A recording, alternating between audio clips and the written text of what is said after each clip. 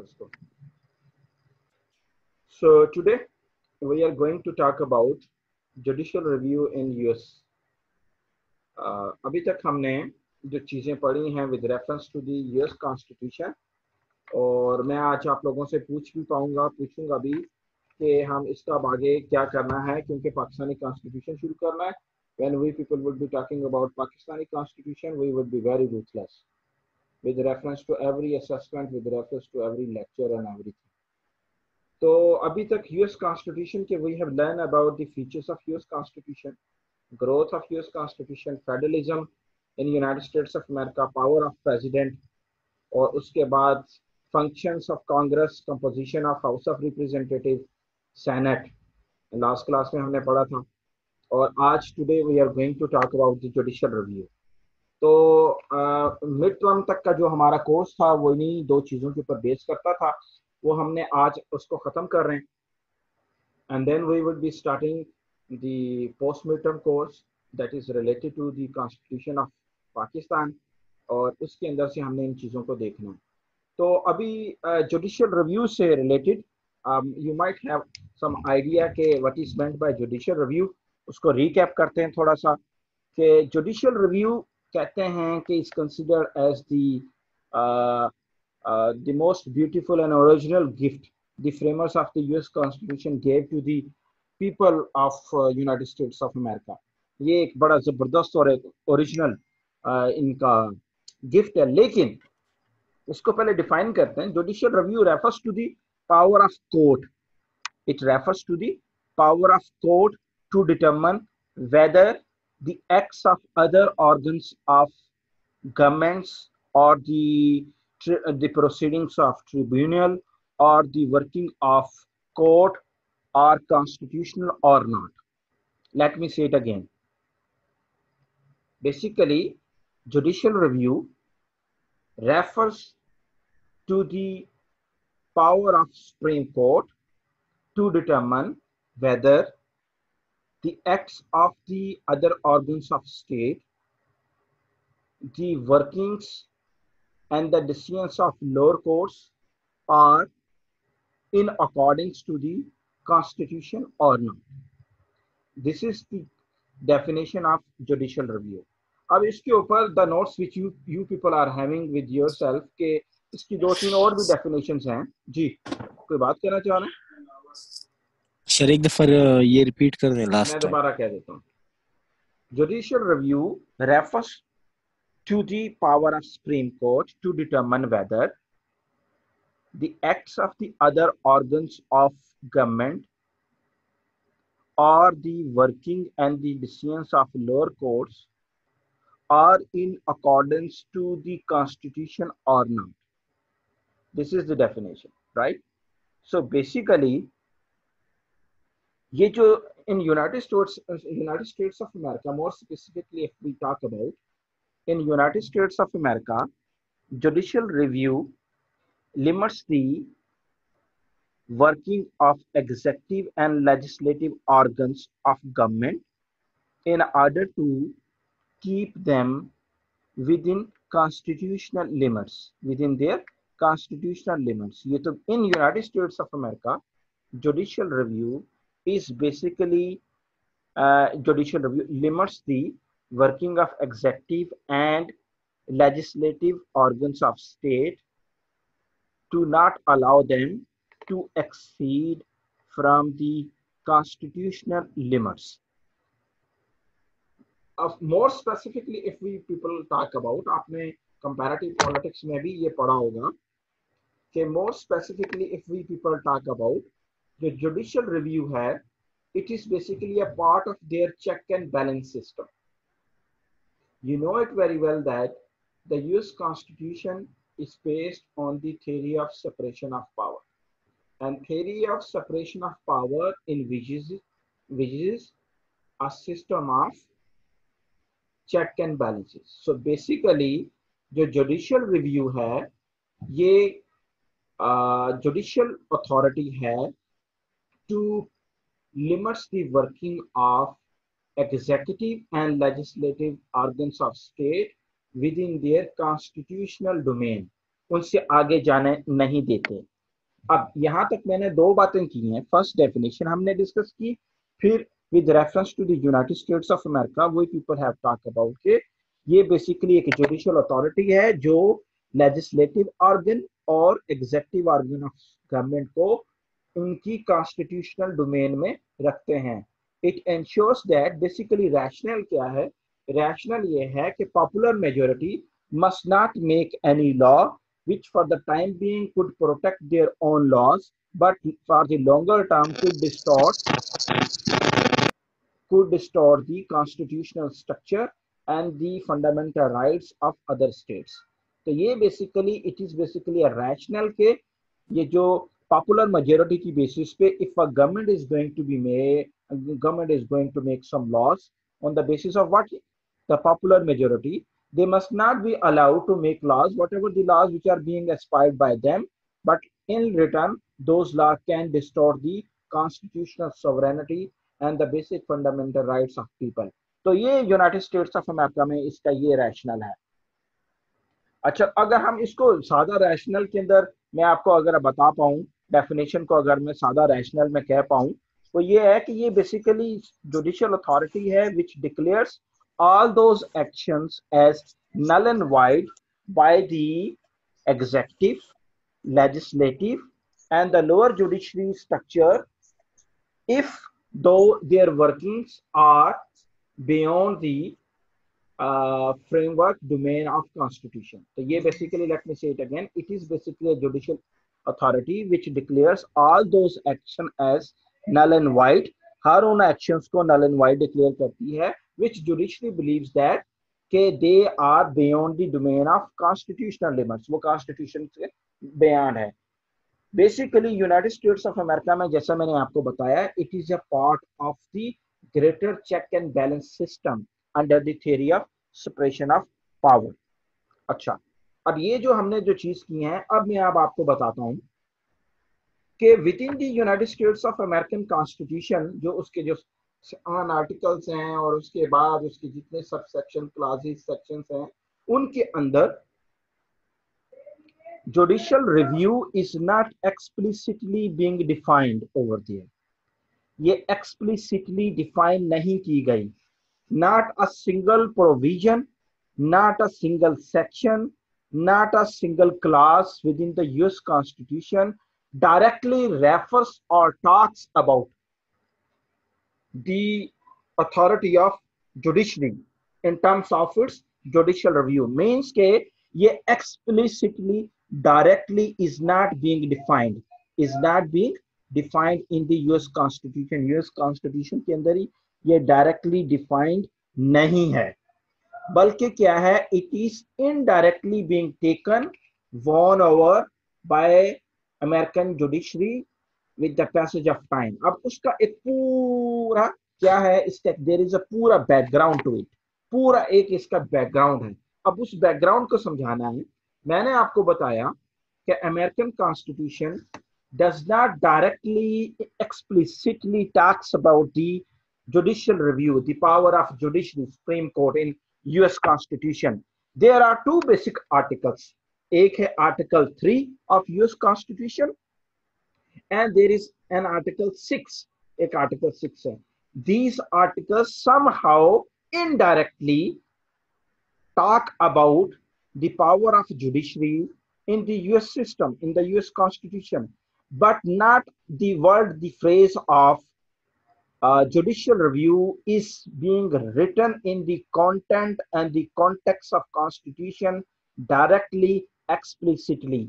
ये hidden meanings के अंदर है। आर्टिकल जो 3 है of the US constitution declares that the judicial power shall extend to all cases in law and equity arising under the constitution। यानी judicial power, तो अगर इसको डायरेक्टली हम इस फ्रेज को देखें, the judicial power shall extend to all cases in law and equity arising under constitution, ये article 3 के अंदर है। तो इसका मतलब क्या लग रहा है, तो ये ऐसे लगता है apparently if we see it कि basically this section talks about the power of judiciary in US constitution, then how can we take it that it is talking about the judicial review? इसमें तो judicial review की बात ही नहीं है। But whenever the US supreme court is going to take any action as a matter of judicial review, तो उसके अंदर supreme court refers to this article, इस आर्टिकल को वो रेफर करती है। तो मतलब यह है इसके कंटेंट में there is not written that the judiciary of the US United States would be having the direct authority of judicial review to extend to all cases in law equity arising under, नहीं लिखा हुआ, तो explicitly directly नहीं है, derived meaning है। तो ये जुडिश, इसको लोग कहते हैं it is basically the judicial construction है, it is basically the judicial construction. अब अगली बात, आर्टिकल 6 को जरा देख लीजिएगा। आर्टिकल 6 कहता है the constitution is the supreme law of the land, supreme law है लैंड की, एंड जजेस in every state shall be bound thereby anything in constitution or law of any states to the contrary notwithstanding। अब इसके अंदर भी again judicial review is not being referred। apparently हमें ये नजर आता है the constitution is basically giving the judiciary to take power, वो judiciary को ये दे रहा है कि वो पावर हासिल करे, और फिर under the constitution of United States of America whatever the matter is in front of them decide accordingly। इसमें भी जुडिशियल रिव्यू की बात नहीं है। अब मैंने दोनों टेक्स्ट आपको बताए, ये आपके पास नोट्सों में भी लिखे हुए हैं, और उसके अंदर directly explicitly there is not a single mentioning of judicial review, the phrase of judicial review नहीं है। तो फिर सवाल ये पैदा होता है, people usually believe that the supreme court जो of United States of America is the ultimate arbiter of the constitutional matter. तो उसके पास ये अथॉरिटी आई कैसे, कहां से आ गई? कॉन्स्टिट्यूशन ने तो सिंगल टाइम पे भी नहीं लिखा, कॉन्स्टिट्यूशन का तो एक आर्टिकल भी इसको रेफर नहीं करता। Then why they became so powerful, the judiciary became so powerful? इसके पीछे मैंने आपको बताया article 3 and article 6 they usually refer to the authority of जजेस in the US constitution over their related affairs, लेकिन not a single direct explicit mentioning is there। तो फिर question पैदा होता है, भाई ये आया कहां से? How American judiciary, American supreme court became the all in all? इसके पीछे देयर इज अ बैकग्राउंड, इसको बैकग्राउंड को समझना है। आपको मैंने जैसे बताया था, अमेरिकन यूएस जो कॉन्स्टिट्यूशन है, अमेरिकन का जो कॉन्स्टिट्यूशन है उसके अंदर जो लाइंस हैं they refer to the original American states. उनको जो ओरिजिनल अमेरिकन स्टेट्स थी they used to have their own courts, इनकी अपनी कोर्ट्स थी, जिनको पाकिस्तान में जैसे प्रोविंस को लेंगे तो हाई कोर्ट्स हैं, दोस हाई कोर्ट्स जो थी, ये अमेरिकन कोर्ट्स जो थी, स्टेट्स कोर्ट्स जो थी, they used to overturn every legislative action, every constitutional action, every administrative action, and every judicial proceedings which the higher courts used to believe that is beyond the domain of constitution as null and void। ये बात समझ आई है? तो America की जो 13 जो रियासतें थी, जो ओरिजिनल अमेरिकन स्टेट्स थी, उनकी जो अपनी कोर्ट्स थी, they used to exercise the term judicial review as authority again and again whenever they used to believe that any legislative action, any administrative action, or any financial action, in addition to all these things, any judicial proceeding and decision as null and void if the higher courts used to believe that it is or they are beyond the domain of their constitution। तो America के अंदर this trend was very popular। जो national constitution is not talking about this thing, national constitution इसकी बात नहीं करता, तो कौन बात करता है? उनकी जो ये ट्रेडिशन थी, कन्वेंशन थी, that was existing in the 13 original American states की स्टेट कोर्ट्स के अंदर। एक बात। दूसरी बात, you know there are 7 framers of US constitution, very popular, जिसको फाउंडिंग फादर्स भी कहते हैं। उनमें 2 पीपल जो आपको पता है, मैंने हिस्ट्री में आपको बताया था, एक उनके जो 7 फाउंडर्स में से अलेक्जेंडर हैमिल्टन था, और दूसरा जेम्स मेडिसन था। जेम्स मेडिसन को यू नो के the known as the father of US Constitution. These two people were known as the Federalists. आपको पता था एक सेंट्रल पीटर फोर्सेस थी, एक सेंट्रल फिगर फोर्सेस थी। जो प्रो सेंट्रल गवर्नमेंट थी they were called Federalist. तो फेडरलिस्ट ने in order to convince the non federalist state, उन्होंने 80 पेपर्स लिखे जिसको फेडरलिस्ट पेपर भी कहते हैं, 80 पेपर्स। उनमें अलेक्जेंडर हैमल ने जो 78th पेपर लिखा है, 78th पेपर जो लिखा है उसके अंदर अलेक्जेंडर हैमल जो हैमिल्टन था और फिर जेम्स मेडिसन दोनों ने इसको एंडोर्स किया कि judiciary must have the power of judicial review, उसके पास होनी चाहिए। तो अभी मैंने दो आपको बताए, why American constitution is not talking, there is not a single explicit discussion of the judicial review नहीं है, लेकिन जो ट्रेडिशन क्या थी, 13 American states they used to use it in their own state affairs. एक ये ट्रेडिशन, और दूसरा फेडरलिस्ट पेपर के 70 पेपर नंबर 78 के अंदर अलेक्जेंडर हैमिल्टन और James Edison they discussed again and again that judiciary must have the power in order to protect the basic fundamental rights of not only the citizens of the United States of America, but also the fundamental rights of the federating states vis-a-vis central government. They must have the power. If judiciary believes that fundamental rights of the citizens and the rights of the smaller states, they are being usurped by the central government, then at that time judiciary must be there to decide about कि हाँ ये ऐसा हुआ है, and there must be some powerful authority which can talk about accordingly, जो इनके बारे में which can also make decision accordingly कर सके। तो basically founding fathers, they were also in favor of giving the judicial authority the power of judicial review to the US Supreme Court। बेटा मेरी ये दो बातें समझ आई आपको कि ये कैसे अमेरिकन कॉन्स्टिट्यूशन के अंदर आया और किस तरीके की दो बातें, सही है? Yes sir. यस सर ने कहा है कि जो उनके फाउंडर्स थे कॉन्स्टिट्यूशन के, उसमें उन्होंने ये चीज कही कि जो जुडिशियल रिव्यू का राइट है वो जुडिशरी के पास होगा। हाँ, कहीं नहीं लिखा। कैसे कह सकते हैं कि विविडली तौर पे कॉन्स्टिट्यूशन में ये नहीं लिखा हुआ जब उन्होंने कह दिया था? तो अच्छा ने उन्होंने कहा था तो फिर ये चीज कैसे पता चली कि उन्होंने कहा था अगर ये चीज रिटर्न नहीं है? इम्प्लाइड है वो, मैं अभी आता हूँ उसके ऊपर, अभी आता हूँ। आपकी बड़ी अच्छी बात की है। अभी मैंने दो इंस्टांसेस आपको बताए हैं, अभी तीसरे इंस्टांस के ऊपर आते हैं, ठीक है? तो पहले दो इंस्टांसेस क्या तो पता चल गया ना कि आर्टिकल 3 और आर्टिकल 6 के अंदर एक्सप्लिसिटली नहीं लिखा हुआ। और फिर कैसे आया? तो इसका एक there is a historical background, और हिस्टोरिकल बैकग्राउंड क्या है? पहला ये है कि 13 original American states they used to have the exercise of this power by their judiciary, supreme judiciary in their states, to declare all actions of legislative, administrative and financial authorities within their states as null and void if they used to believe that their actions they are beyond the domain of their constitutional limits। तो वो constitutional limits से beyond है, तो वो उन declare करते थे। तो ये जो यूएस स्टेट्स आई जब अमेरिका की बनी, फिर लेटर और बढ़ती चली गई, और इस एक्सरसाइज को एक कॉमन प्रैक्टिस के तौर पर लिया गया। और फिर फेडरलिस्ट पेपर्स के अंदर अलेक्जेंडर हैमिल्टन और दूसरा कौन था? जेम्स मेडिसन, इन्होंने भी फेडरलिस्ट पेपर में इसको बड़ा जिक्र किया। अच्छा, दो बातें होगी।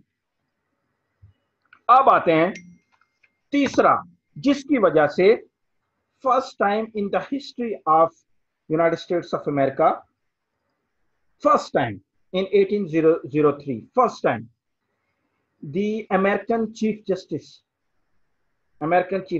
जो थे मार्शल, इन्होंने 1803 के अंदर एक केस में, that case is known as the Marbury versus Madison case के अंदर first time declared the action of legislature as null and void, उसको null and void डिक्लेयर कर दिया। तो लोग कहते हैं, और उसने अपने केस के अंदर रेफर किया टू आर्टिकल 3 एंड आर्टिकल 6 के, it is although it is not written explicitly over there, but since we are the interpreter of the constitution, according to our wisdom we believe that the Constitution is giving the authority to the Supreme Court of United States of America to declare every action of legislature, executive or financial bodies as null and void if they deem it unnecessary, illegal or beyond the limits of Constitution. तो वहां पे उन्होंने first time declare किया। अब वो था case क्या, जरा उसको जरा देख लेते हैं। मार्बरी जो पर्सन था उसको जस्टिस ऑफ पीस डिक्लेयर किया था in the district of Columbia by the outgoing president Adams ने। और कब उसने किया? प्रेसिडेंट एडम्स ने मार्बरी को ऑन हिज लास्ट डे क्या अपॉइंट किया? As the justice of peace, उसको डिक्लेयर कर दिया। और जो अगली गवर्नमेंट आई, नेक्स्ट जो अगली गवर्नमेंट आई प्रेसिडेंट एडम्स के बाद, उसके अंदर प्रेसिडेंट जो जेफरसन था उसने इस अपॉइंटमेंट को ओवर रूल करवा दिया through the legislative action. Legislative action के तौर पे वो अपॉइंट हो गया था। माइंडेड के the person Marbury was appointed as the justice of peace in the district of Columbia, हो गया था, उसको लगा दिया गया था। लेकिन गवर्नमेंट चेंज हो गई तो कमीशन नहीं ले सका, मींस टेक ओवर नहीं कर सका अपना ऑफिस। और जब नई गवर्नमेंट जब आई तो उन्होंने उसको रोक दिया थ्रू अ कांग्रेस एक्ट उसको रोका। तो मार्बरी ने सूट फाइल किया अमेरिकन सुप्रीम कोर्ट के अंदर, और उसके अंदर उसने फर्स्ट टाइम, जैसा कि अब हम आप देखते हैं कि हमारे मुल्क में डॉक्ट्रिन ऑफ नेसेसिटी लग गई, उनके कॉन्स्टिट्यूशन, उनके अंदर पहली दफा first action of American Congress means legislative assembly was declared, यानी कि जो प्रेसिडेंट आपका जेफरसन की जो कांग्रेस थी उसने उसको हटाने के लिए जो एक्ट किया उसको नल एंड वाइड डिक्लेयर कर दिया। एंड द अमेरिकन जो चीफ जस्टिस था मार्शल, उसने रेफर किया article 2 to article 3 and article 6 के इम्प्लाइड मीनिंग सजेस्ट दैट, जो पाकिस्तान के अंदर एक वर्ड यूज होता है उन्होंने इसको इम्प्लाइड मीनिंग कहा, और पाकिस्तान में एक वर्ड यूज होता है प्राइमा फेसी, बादियो नजर में। ऐसा लगता है बादियो नजर में, हमें ऐसा लगता है कि कॉन्स्टिट्यूशन ने अमेरिकन जुडिशरी को this authority is provided to overrule any act which comes in conflict or within the which comes in conflict to the purview of the constitution। तो ये टैमी पुत्र, ये जो तीसरी बात थी कि उनको कैसे पता चला, ये तो वो तो जो आर्टिकल 2 है और आर्टिकल 6 अपेरेंटली तो कहते हैं कि जुडिशरी की ये अथॉरिटी होनी चाहिए कि वो कॉन्स्टिट्यूशन को इंटरप्रेट करेगा, लेकिन judicial to have the authority to declare any legislative action as ultra vires या नल एंड वाइड, ये कहीं नहीं लिखा कि वो कर सकती है। लेकिन जो यूएस चीफ जस्टिस था उसने इन आर्टिकल 3 और आर्टिकल 6 को रेफर करते हुए इसको ओवररूल किया। ताने पुत्र, मेरी बात समझ आई है कि नहीं आई? जी सर, आ गई। अच्छा, लेकिन एक और बड़ी इंपॉर्टेंट बात है, जुडिशियल रिव्यू के ऊपर एक बात मैं आपको समझाना चाहता हूं। जुडिशियल रिव्यू के ऊपर बेसिकली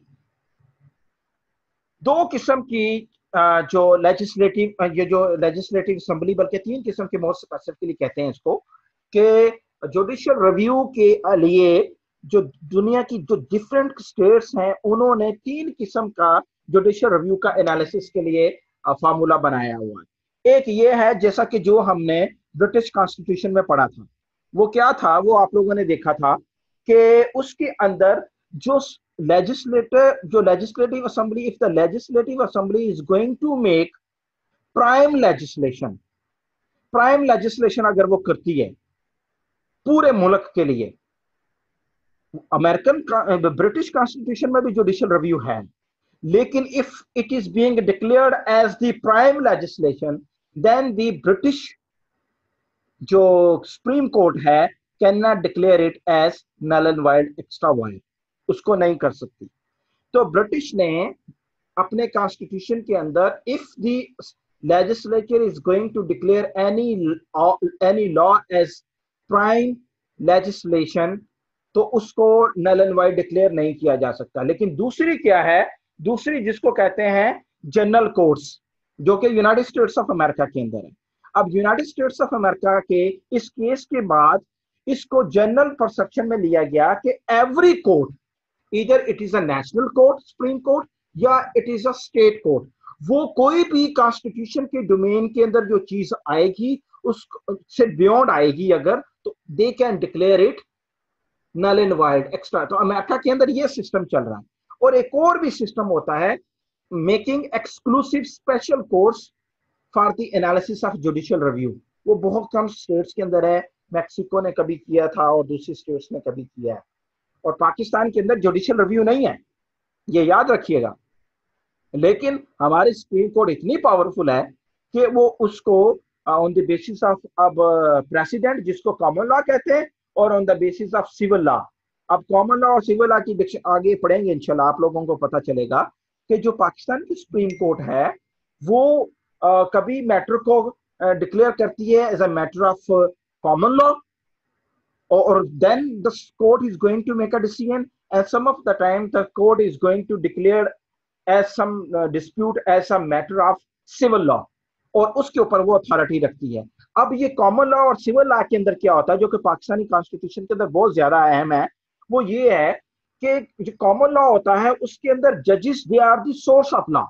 कॉमन लॉ क्या होता है, and common law is usually based on, आप लोगों ने इंट्रोडक्शन टू पॉलिटिकल साइंस में भी मुझसे पढ़ा होगा, उसमें मैंने बताया था, जो कॉमन लॉ होता है, common law is basically based on the intellect, wisdom and the derivation of the जज।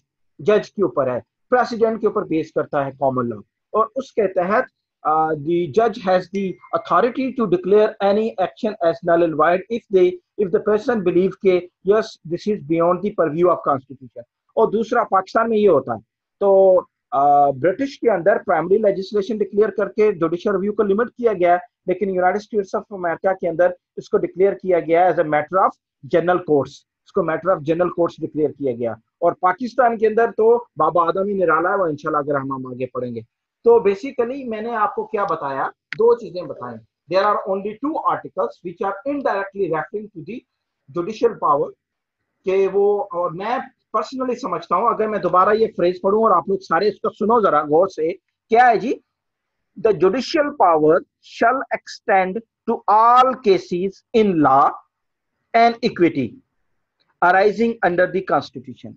यानी within the purview of constitution कोई भी केस आता है जो थ्रू कॉमन लॉ आए या इक्विटी आए। इक्विटी भी आपने पढ़ा था, इक्विटी क्या होती है, यानी कि ऐसा लॉ जो ना तो एग्जिस्ट कर रहा हो, ना अगर हो तो वो आउटडेटेड हो, अगर लगाएं तो इनजस्टिस का हो, तो देन द जज is allowed to go for the equity. यानी कि कोई भी लॉ, वो चाहे लॉ में हो जो एग्जिस्टिंग लॉ कोडिफाइड लॉ में हो या इक्विटी के तहत हो, जुडिशियल उसके ऊपर डिसीजन करेगी। तो पाकिस्तान के अंदर तो ये ऐसे यूज होता है कि जुडिशरी हर केस के ऊपर डिसीजन करती है जो जुडिशरी बिलीव करती है कि ये this is within their purview, ये उनके परव्यू में, this is within their domain, ये उनके डोमेन में, they have to talk about, decide about, वो करते हैं। तो अपेरेंटली तो इसके अंदर ये पावर है कि कोई भी केस अगर आता है उसके ऊपर लेके, लेकिन यहाँ पे कहीं पे ऐसे नजर आता है the judiciary is having the authority to declare any action, legislative action, any administrative action by the executive, any financial action by the executive, to declare all those actions as null and void while considering them that these actions they are beyond the domain of constitution। कहाँ लिखा हुआ है, कहीं नजर नहीं आता।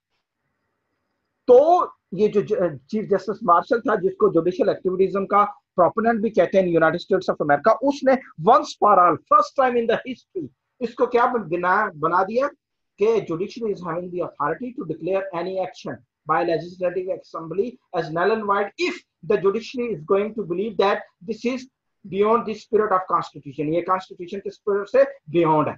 तो ये ड्राइव्ड नहीं, एक्सप्लिसिटली नहीं डिस्कस हुआ, ड्राइव्ड मीनिंग है ये, बेसिकली जुडिशियल इसको कंस्ट्रक्शन डिक्लेयर करनी। बेटा मैंने इसके ऊपर 2-3 सवाल लेने, अगर कोई बात बंदा करना चाहे बताइए प्लीज मुझे।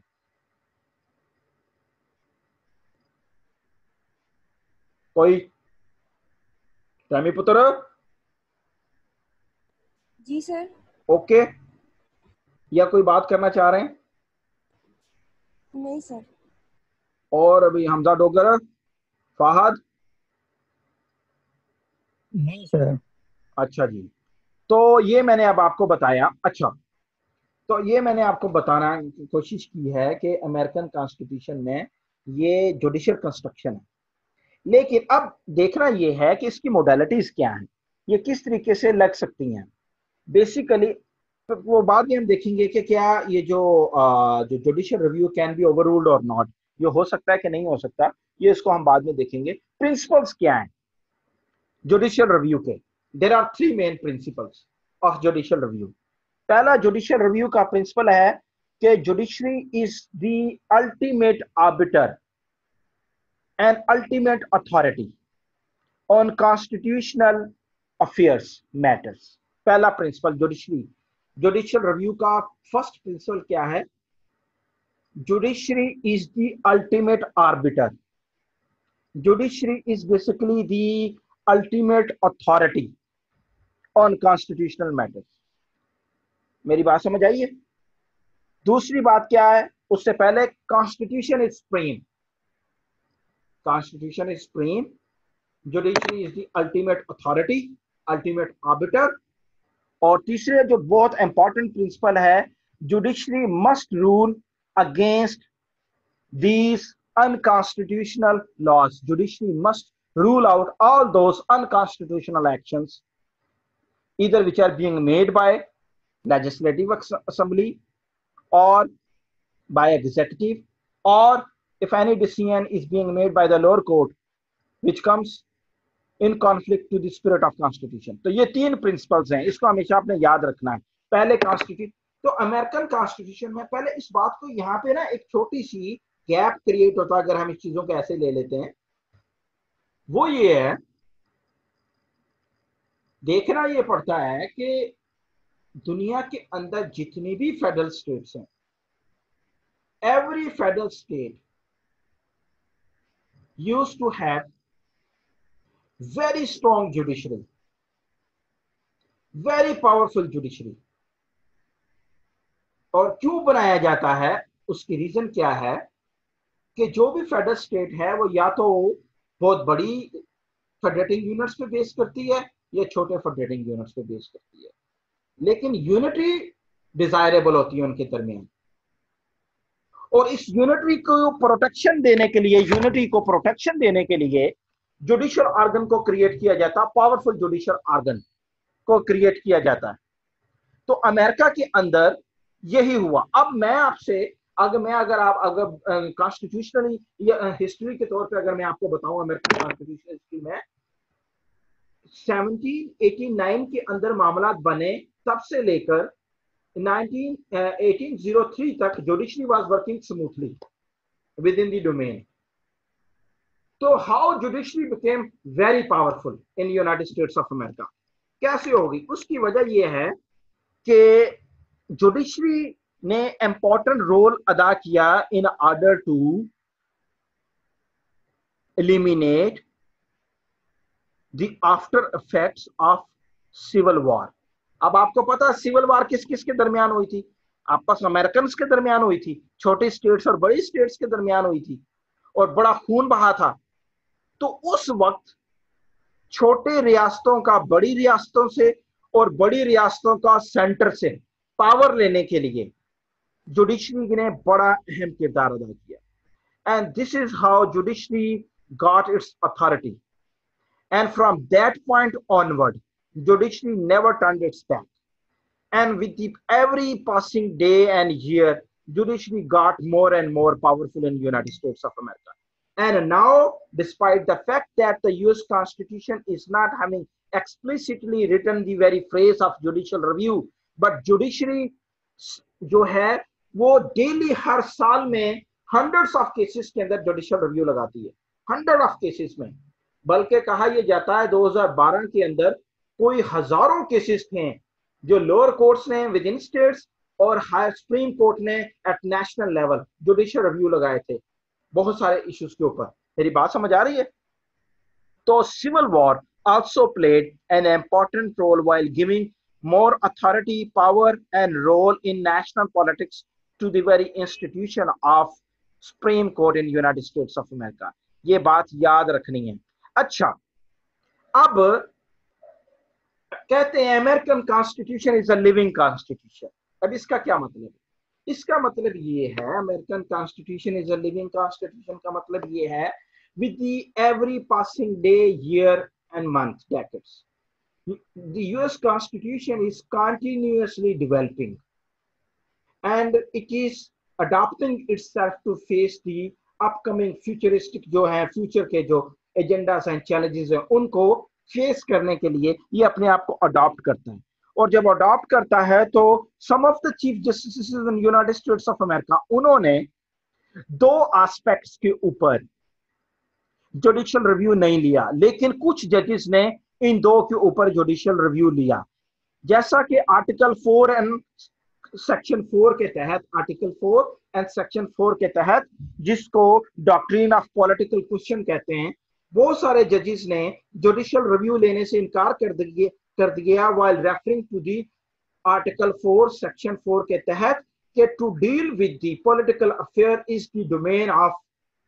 गवर्नमेंट ये गवर्नमेंट की डोमेन है we are not going to poke our nose in their political affairs और इसी चीज को रेफर करते हुए कुछ जजेस ने जो सुप्रीम कोर्ट के जजेस थे उन्होंने जो फॉरेन पॉलिसी के अफेयर्स हैं उनके ऊपर भी अपनी नोक पोक नहीं की उसके अंदर लेकिन कुछ केसेस के अंदर जुडिशियल अफेयर्स में पॉलिटिकल अफेयर्स में जैसा कि 2000 के अंदर बुश का इलेक्शन हुआ था उसके अंदर सबसे ज्यादा रोल अमेरिकन सुप्रीम कोर्ट का था उसने जॉर्ज वॉकर बुश जूनियर को जूनियर जो बुश था उसको प्रेसिडेंट बनाया था और फड्डे के ऊपर तो कुछ जजेस जुडिशियल रिव्यू के अंदर जाके ये चीज लेते हैं उसके ऊपर करते हैं तो कुछ करते हैं कुछ रेफर नहीं करते लेकिन ये बताने का मकसद है कि सेक्शन 4 ऑफ आर्टिकल 4 के तहत जजेस ने इसको बनाया है कि ये डिक्लेयर किया है कि ये जो डॉक्ट्रिन ऑफ पॉलिटिकल जो क्वेश्चन है it must be resolved by the government itself लेकिन जैसा कि मैंने आपको सिविल वार का बताया सिविल वार के अंदर क्या हुआ था और उसके बाद वाले जो जजेस ने अपना हाथ इसके अंदर डाले हैं अच्छा प्रिंसिपल्स के बाद मैंने अब आपको बताना था कि बेसिकली उसके अंदर ये जो ज्यादा इंपॉर्टेंट है कि जुडिशियल जो रिव्यू है वो किन 4 एरियाज के ऊपर रिवॉल्व करता रहा यूनाइटेड स्टेट्स ऑफ अमेरिका में ओवरवेलमिंगली अगर देखें there are 4 areas on which judicial review was employed again and again by the supreme court and the lower courts पहला उनका जो सबसे बड़ा जो थे अच्छा इसमें एक और चीज बताएं वो भी मैं आपको बाद में बताऊंगा लेकिन जो सबसे इंपॉर्टेंट चीज है वो जो 4 एरियाज हैं वो कौन कौन से दरमियान में एक है the relationship between the central and the federating unit अगर इसके दरमियान कोई अनामली आती है देन जुडिशियल रिव्यू होता है दूसरा जो एरिया है that is related to the separation of power check and balances से रिलेटेड ये सेपरेशन ऑफ पावर का दूसरा एरिया किसके दरमियान है बिटवीन 2 और more than 2 organs of national government तो उसके दरमियान theory of separation of power को ये डिक्लेयर करते हैं पहला क्या हो गया the relationship between the centre and the federating units उसके ऊपर judicial review is employed again and again and the second is the if there is a dispute of power between 2 or more than 2 organs of state तो उसके अंदर भी ये role अदा किया गया तीसरा जो एरिया है the rights and the freedoms of the citizens of United States of America तीसरा एरिया अगर इनके ऊपर one legislative action is going to affect the rights and freedom of individuals of United States of America then usko it was considered a matter of judicial review by the Supreme Court and the fourth is the regulation of economy ab regulation of economy not by the national government means the United States federal government but by the वो क्या कहते हैं इसको federating states के साथ भी वो भी अब मैं इसको मिसाल देके बताता हूँ एक दफा 1952 के अंदर क्या हुआ यूनाइटेड स्टेट्स ऑफ अमेरिका के अंदर आपको पता उस जमाने में कम्युनिज्म वाज गोइंग ऑन दुनिया के अंदर cold war was going on and Soviet union was having very influence in the labour sections of US society तो उसके अंदर था और स्टील एंड कोल जो इनकी जो सेक्टर था बड़ा लुक्रेटिव सेक्टर था लेकिन इसका जो नेशनल स्ट्राइक्स हो रही थी लेबरर्स जो थे वो दे वर गोइंग फॉर स्ट्राइक तो उस वक्त क्या हुआ कि ये जो फेडरेटिंग स्टेट्स हैं they requested to the central government कि उनको नेशनलाइज कर लें, उनको नेशनलाइज कर लें। तो इस मामले के ऊपर फिर जुडिशियल रिव्यू हुआ कि ऐसा नहीं हो सकता अंडर द कॉन्स्टिट्यूशन। और बच्चों मेरी बात समझ आ रही है? अंडर द कॉन्स्टिट्यूशन ऐसे नहीं हो सकता। तो ये बेसिकली क्या थे, ये बेसिकली 4 एरियाज थे जिनके ऊपर judicial review again and again is being implied in United States of America. अच्छा खैर अब आगे लेके मैं चलता हूं आपको। तो बेसिकली जो जुडिशियल रिव्यू है वो कैसे हो सकता है? क्या जिस तरह पाकिस्तान के अंदर बेड़ा गर्क होता है सुप्रीम कोर्ट का, आपको पता है आजकल कोरोना के ऊपर भी सुप्रीम कोर्ट बड़ी एक्टिव हुई है और उसने गवर्नमेंट का सत्यानाश किया हुआ है। पूरी दुनिया की किसी सुप्रीम कोर्ट ने, किसी कोर्ट ने कोरोना के ऊपर गवर्नमेंट को टफ टाइम नहीं दिया। ये आपकी सुप्रीम कोर्ट दे रही है जी, आपकी हाई कोर्टें दे रही हैं, अंदाजा कर लो तुम। कोई बात है करने वाली? तो क्या वो supreme court will be taking the suo motu action? वो सोमोटो लेगी? नहीं। इट इज बेस्ड ऑन, ये कब लगेगा? When it is a matter of case और कंट्रोवर्सी। ये याद रखिएगा, when it is a matter of case and controversy। जब केस होगा तब, केस कब होता है? केस होता है जब 2 or more than 2 parties they dispute on some particular affair matter with each other and they usually refer to their case to the Supreme Court। तो सुप्रीम कोर्ट जो है यूनाइटेड स्टेट्स ऑफ अमेरिका के, जैसे पाकिस्तान में सो मोटो हो गया, चीनी की कीमतों पे शो मोटो हो गया। हमारे वाले तो दूध पे भी ले रहे थे। अरे बेड़ा गर्क है हमारा, इसकी बात नहीं करो तुम। मुझे ये तो मुझे जी करता है सारा का बिल्डिंग उड़ा दो, खुदा कसम। रिकॉर्ड और अभी वो तो कुछ नहीं कहना चाह रहा मैं, पब्लिक हो जाएगा ये। तो वो जो है कि जो सुप्रीम कोर्ट है, और जजों को टांगते हैं सारों को, हमारा है ना जी ऐसी तहसील है जी। तो वो क्या करते हैं, हमारे मुल्क में कोरोना के ऊपर सो मोटो ले रहे हैं यार। तो खुदा का नाम लो यार, पटिशनों पे पटिशनें आ रही हैं, पूरी दुनिया में कोरोना चल रहा है, इनकी अथॉरिटी जरा चेक करें। अब वहां पे क्या है यूनाइटेड स्टेट्स ऑफ अमेरिका के अंदर, when it is a matter of case and controversy, case between 2 or more than 2, ठीक है। फिर the decision turns on the provision of particular statute, या लेजिस्लेटिव ने कोई ऑर्डिनरी राइट के ऊपर कोई लॉ बना दिया है जिससे बेसिक फंडामेंटल राइट्स इफेक्ट हुए हैं, तो उसको फिर अगेन पटिशनर जाएगा उसके ऊपर। और उसके बाद और वो जो नया लॉ बना है which comes in conflict to the spirit of constitution, उस वक्त। अब कितना सिंप्लीफाइड है, हर मामले पे नहीं ले रहे वो। और यहाँ पे पाकिस्तान के अंदर ये जो याद रखिएगा, पाकिस्तान के अंदर भी जो जुडिशियल रिव्यू है ना, उसका एज सच कोई वो नहीं है एक्सप्लिसिट, प्राइमा फेसी में बादियों नजर में नजर आता है, बादियों नजर में नजर आता है इनकी ऐसी। इतना इनका इंटेलेक्ट होता तो पाकिस्तान अभी ये कर रहा होता बेगैरत। खैर मेरी बात समझ आ रही कि नहीं आ रही? Yes sir. अच्छा अब आगे चलते हैं। तो अब हमने देखना है, इसके ऊपर क्रिटिसिज्म भी है बहुत ज्यादा, बहुत ज्यादा क्रिटिसिज्म होता है। सबसे पहले ये है, इसको कहते हैं कि legislative is basically an elected body. An elected body जो होती है, it usually represents the will of the people. A law which is being made by an elected body is being overruled by a non-elected person। आपको पता है United States of America की supreme court के अंदर total 9 जजेस हैं। Supreme court के total 9 जजेस हैं। एक सुप्रीम कोर्ट का खुद चीफ जस्टिस है और 8 एसोसिएट वो हैं जज, सुप्रीम कोर्ट के जज। यानी टोटल बॉडी सुप्रीम कोर्ट की 9 जजेस की है, एक चीफ जस्टिस और 8 एसोसिएट जजेस।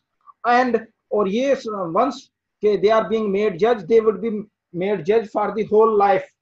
वो जब तक मर नहीं जाता या पैरालाइज होकर रिटायर नहीं हो जाता, अदरवाइज कोई चीज नहीं है।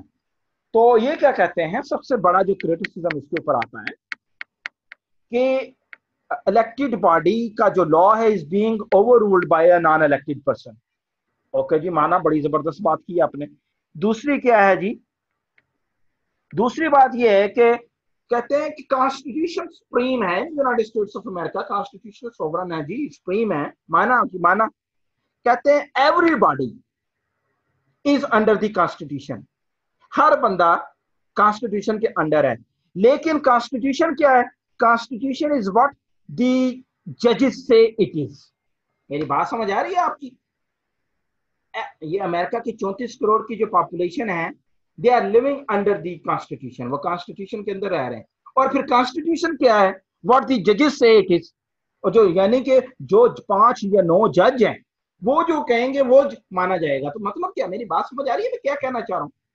कि ये जो कहते हैं कि नकारा खुदा होती है, अवाम की आवाज निकारा खुदा होती है, तो ये उसकी डाइकोटमी है, किस तरह बना दिया गया। और वन मैन टायरनी भी है, ये आगे आपके नोट्स में भी लिखा हुआ है कि वन मैन टायरनी है। वन मैन टायरनी का मतलब क्या है जी? जो अमेरिकन जो अगर कोई एक मैटर ऑफ डिस्प्यूट आ गया सुप्रीम कोर्ट के सामने, और में 9 जज हैं टोटल, और 4 जज हो गए फेवर में और 4 जज हो गए उसके अगेंस्ट, तो फाइनल डिसीजन किसका है? एक जज का, सुप्रीम कोर्ट के जज का। वो जिधर वजन डाल देगा उसी को फाइनल कंसिडर किया जाएगा। तो वन मैन टायरनी है, means United States of America is being ruled by democracy, republican system is there, constitution rule करता है, लेकिन who is going to decide again in return the fate of the people? One man is going to decide about it. एक बंदा उसके बारे में decide करता है, बेड़ा गर्क कर रहा है पूरे मुल्क का, सत्यानाश कर रहा है पूरे मुल्क का। तो और दूसरी बात क्या है, जो अगर लेजिस्लेटिव अफेयर पे, फाइनेंशियल अफेयर पे और एडमिनिस्ट्रेटिव अफेयर्स के ऊपर अगर इसी बंदों ने अगर एक ही बंदे ने करना है, तो इसका लीगल एस्पेक्ट बड़े खौफनाक है कि मुल्क के अंदर फिर वो जो 9 लोगों की हुक्मरानी होनी चाहिए, फिर इतने महंगे अमेरिकन तारीख के सबसे महंगे इलेक्शन करवाने का क्या फायदा है? और ये बेड़ा गर्क किया है जजेस ने, लीगल एस्पेक्ट है कि पूरी सोसाइटी को डिस्टॉर्ट कर रहे हैं, तो ये नहीं होना चाहिए। लेकिन जहाँ पे हम इस जी जो आप कह रहे हैं कि एक ही बंदा सर जी जुडिशरी 4 बंदे एक साइड पे, 4 एक साइड पे, हाँ, तो जो एक जज की आप बात कर रहे हैं, वो मतलब वो उन्हीं जजेस में से होता है जो एसोसिएट जजेस होते हैं, या फिर जो मजीद इसका कोई और इसकी कोई डिस्टिंक्शन होती है? नहीं, वो 9 लोगों ने, सुप्रीम कोर्ट ने 9 लोगों ने डिसाइड करना है। अच्छा, 9 लोगों ने 9 लोगों ने डिसाइड करना है कि ये जुडिशियल रिव्यू किस तरफ जाएगा, फेवर में जाएगा या अगेंस्ट जाएगा। और अगर 4 फेवर में हो गए, 4 अगेंस्ट हो गए, तो डिसीजन किसका होगा? आखिरी का, चाहे वो इधर आ जाए चाहे उधर आ जाए।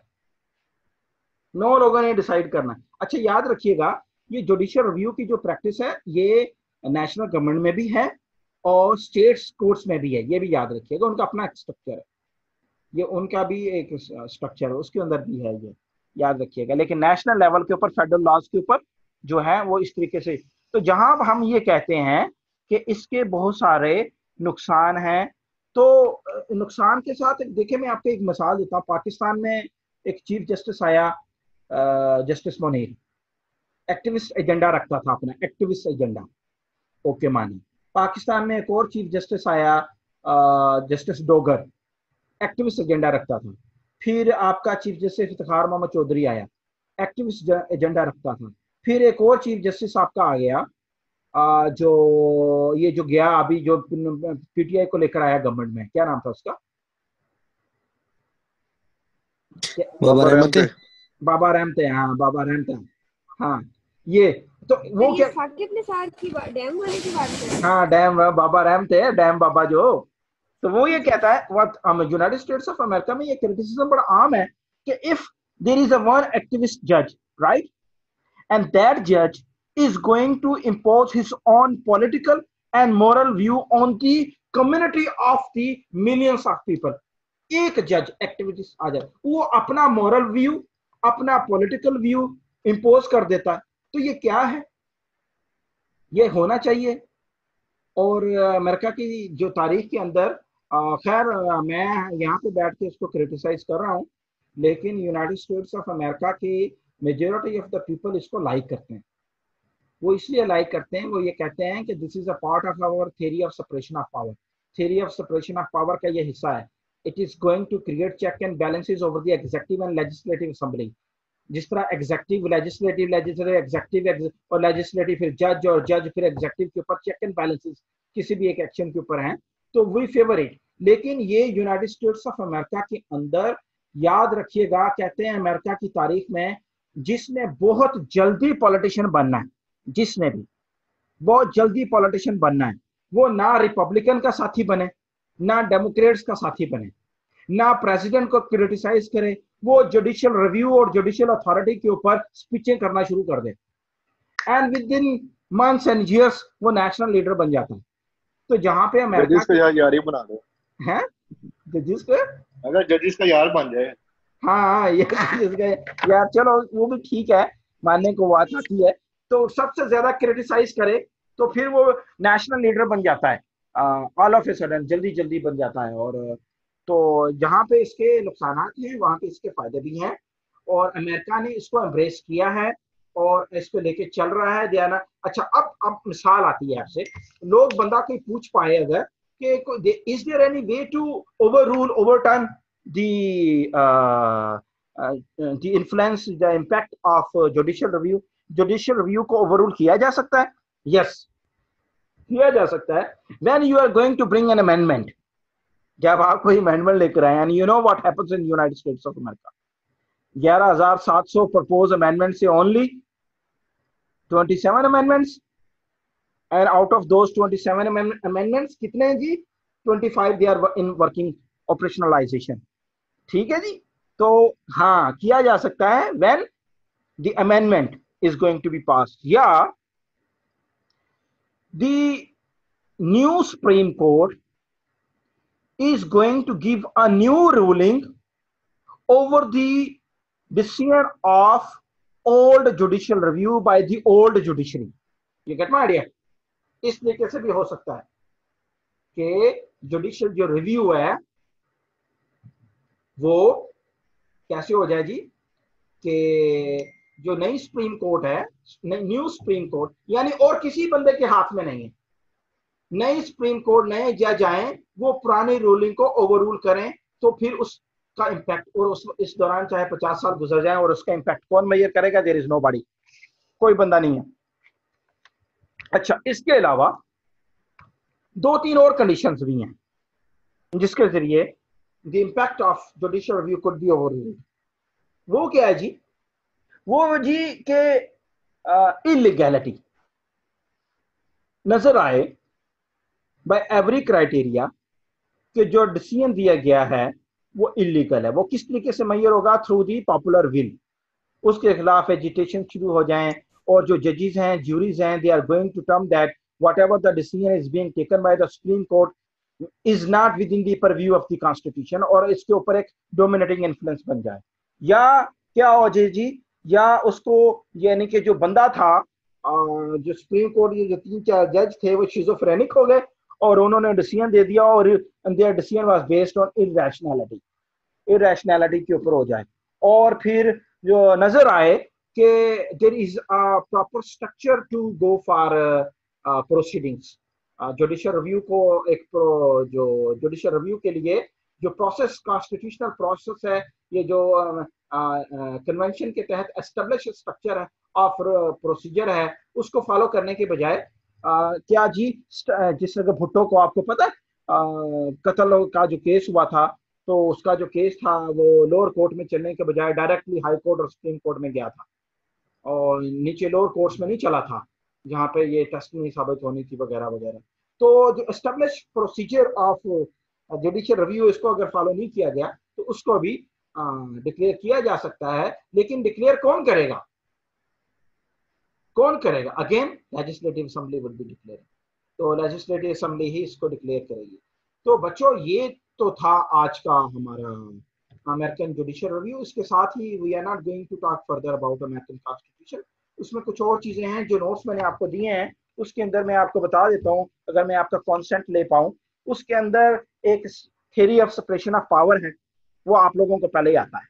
उसके बाद स्पीकर का क्या रोल है वो वेरी अंडरस्टैंडिंग है। प्रोसीजर ऑफ अमेंडमेंट हमने पहले पढ़ लिया है।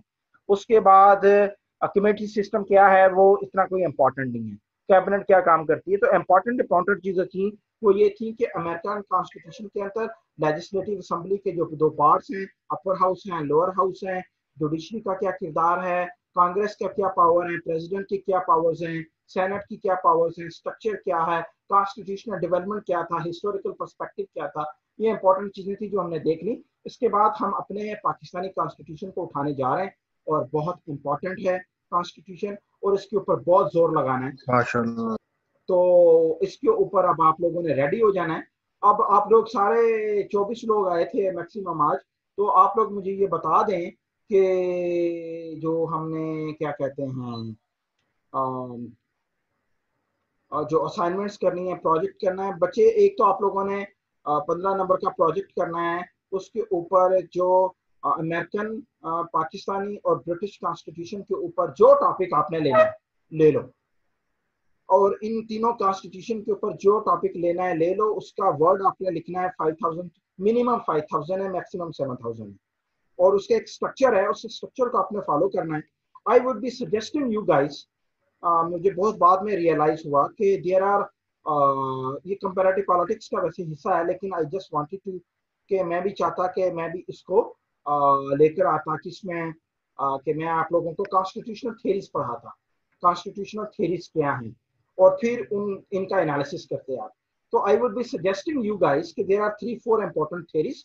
जो भी आपने अमेरिकन, ब्रिटिश और यूएस कॉन्स्टिट्यूशन का फ्रेमवर्क लेना है या उनका कंपैरेटिव करना है या कंपेयर एंड कंट्रास्ट करना है, आई वुड बी सजेस्टिंग यू कि कंपेयर एंड कंट्रास्ट करें और कॉन्स्टिट्यूशनल कोई थ्योरी लगानी है आपने। ये कंपैरेटिव पॉलिटिक्स का वैसे डोमेन है, लेकिन आप इसके ऊपर भी लगा सकते हो, आप इसको लगाएं। और इसका स्ट्रक्चर है ये आपने यूनिवर्सिटी खोलने के बाद या मिड ऑफ ये जो जून है, क्या कहते हैं, जून के 10th of जून को सबमिट कराना है आप लोगों ने। So still you got almost 2 months ahead of you guys. 2 महीने में आप लोगों ने इसको फिल करना है, और ये 5 to 7,000 वर्ड्स हैं ये आपके बेसिकली, और इसके 15 एब्सोल्यूट मार्क्स हैं, और 5 नंबर प्रेजेंटेशन के भी डालेंगे। बाकी ये मैंने अभी आपको लंबा टाइम दिया है लंबे के लिए। बाकी छोटी छोटी 4 असाइनमेंट्स लेनी है मैंने 1200 पेजेस की ईच, 4-4 मार्क्स की।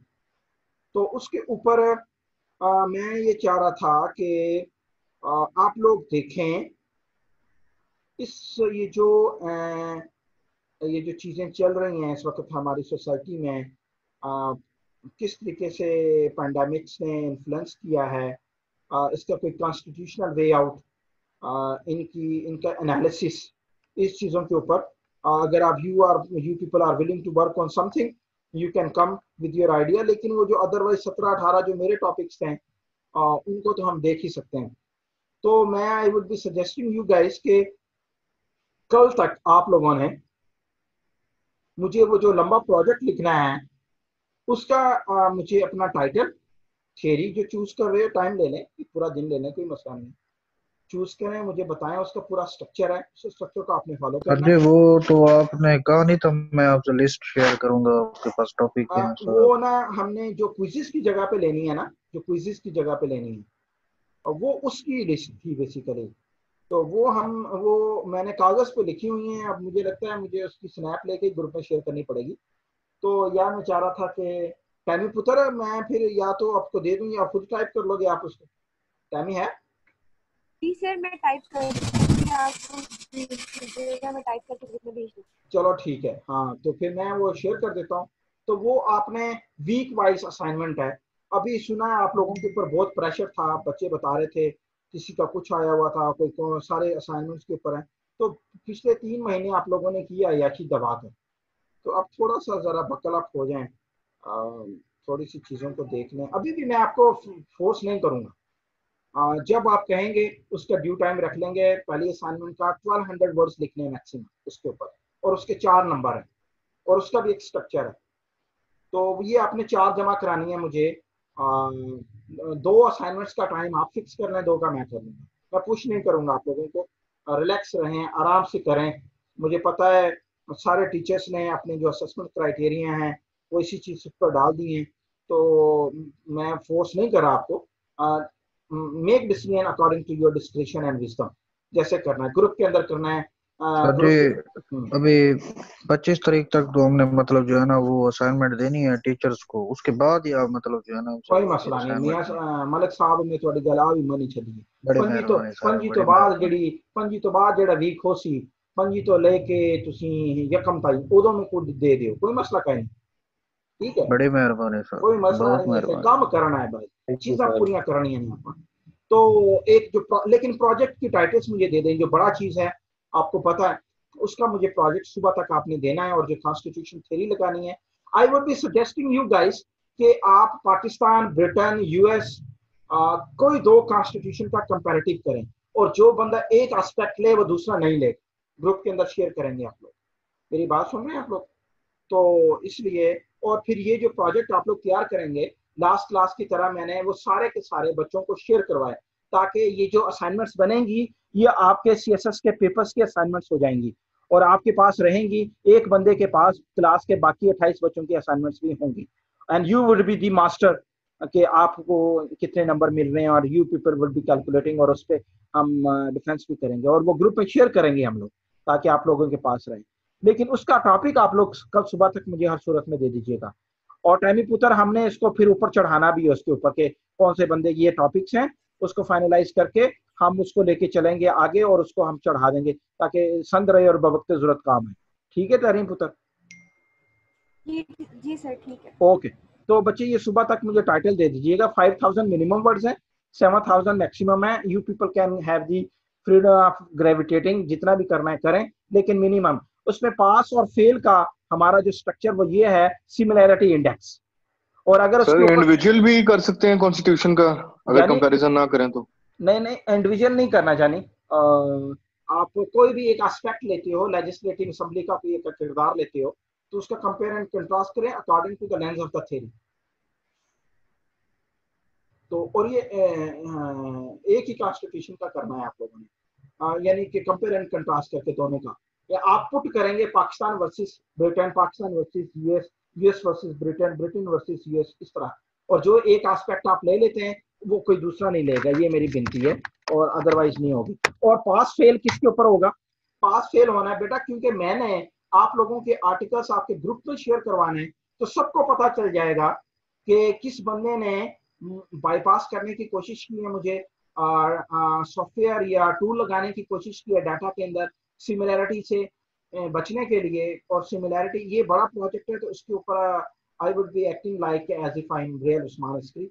बाकी चीजों के ऊपर I would be giving you relaxation दान परिवार, ये आपने करना है, ठीक है? वो उस चीज पे कॉम्प्रोमाइज नहीं करना। तो ये आप लोगों के पास रहेगा और हर बंदा पढ़ेगा और फिर उसको देखेगा। तो इसलिए टूल्स लगाने की कोशिश ना कीजिएगा just in order to kill the similarity index को किल करने के लिए। और हम इसकी टेंटेटिव, जो बंदा 10% प्लेजरिज्म रखेगा वही पास होगा, और जैसे जैसे कम होते जाएगी उसकी वेटेज बढ़ती जाएगी, और स्ट्रक्चर को जो फॉलो करेगा 20/20 नंबर भी मिलेंगे उसको। कोई क्वेश्चन, कोई बात करना चाह रहे, लेकिन प्लीज।